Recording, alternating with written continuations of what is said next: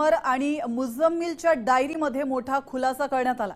डायरीमध्ये 25 लोकांची नावे आणि कोडवर्ड लिहिण्यात आले होते। आपण पाहतोय नावे जम्मू काश्मीर आणि फरीदाबादशी जोडलेली आहेत। वेगवेगळ्या शहरांमध्ये टीम पाठवण्याचा त्यांचा प्लॅन होता।